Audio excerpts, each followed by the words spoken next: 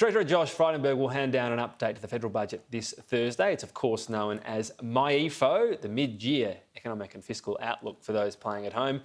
Mr Frydenberg is expected to reveal an improved budget position. It could be $100 billion better off, according to budget watcher Chris Richardson. He is from Deloitte Access Economics and he joins me now for more.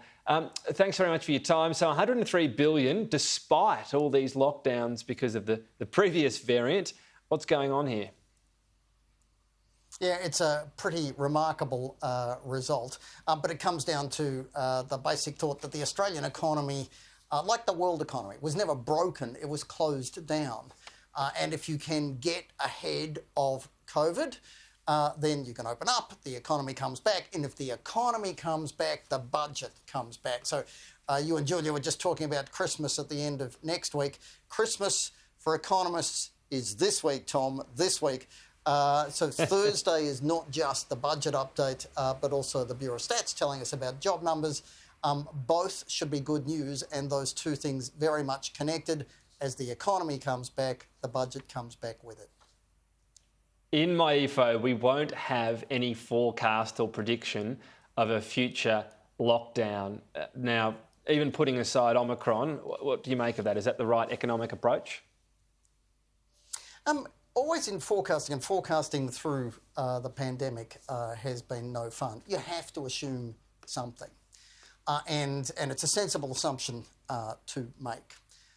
And that would therefore underscore the point. They're basically assuming that we will be able to stay open, and if you are able to stay open, then economy gets better and the budget gets better than it was. But you're entirely right. You know, that's an assumption. We don't know for sure. We do know that vaccines have helped a lot so far. Omicron may put a question mark over that. Perhaps no great surprise that boosters are being sped up, and I suspect we will hear lots and lots about boosters in the months ahead.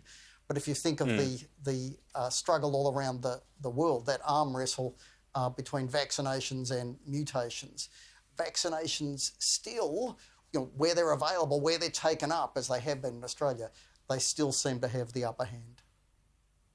Yeah, not to mention it could be a less severe version of the virus, which would be great. I want to ask you about budget repair. Apparently this is all happening beyond the election.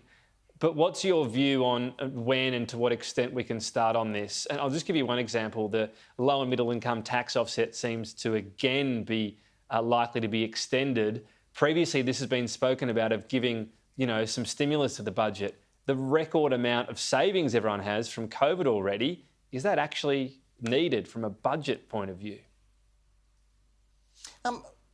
Again, if we can stay ahead of COVID, and as you know, we're not sure about that, but if we can, then no, you don't need to throw more money at the economy to protect it. It's coming good all by itself. As you note, families have saved a lot during the pandemic, money they'd ordinarily have spent. Remarkably, that amount of money, the extra savings, is almost $250 billion. So if we get that, the Lamington, as economists call it, extended for another year or even longer than that, that's got nothing to do with protecting the economy. It's got everything to do with the upcoming election. Yeah, all right. Calling that out for what it is. We'll keep putting that to both parties as well as they weigh this up. What about the final phase of income tax cuts as well? Because these were announced when it was going to be within the scope of also being in the black. So the tax cuts were going to start and be paid for while the budget was in surplus. That's not going to be the case anymore in terms of the budget being in surplus. What's your view on whether they should proceed? Twitter's always said that those third round of tax cuts were unfair, and they're not. The key problem with them, what we've always said, is that they're too big. And in relative terms, they've become even bigger again. You have tax cuts to catch up with the fact that wages artificially push people into higher tax brackets, but we have just lived through the weakest phase of wage growth Australia's ever seen. It remains really quite weak. So we've got these big tax cuts addressing a problem that's smaller than it used to be. No, those tax cuts are too big. Equally, the politics of it, both sides are committed to them indeed. Given the opposition is thinking small target as a strategy, you're unlikely to see major differences in policies between the parties between here and the election. So, but if you were in charge for a moment and you were trying to go about something that's affordable and fair, and I think keeping in mind the top tax bracket hasn't been touched since about 2007, so it's a lot of years of bracket creep, albeit lower than usual bracket creep. What would you be doing? Just keeping something for the top tax bracket but pare it back a bit?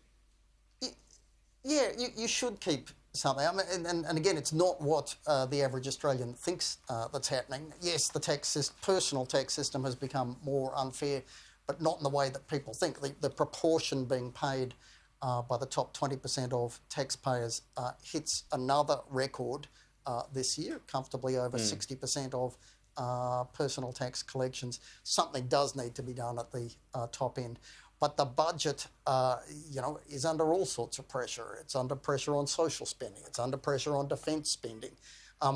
Yes, those on the top marginal rate deserve a degree of relief, but not as much as has been promised to them.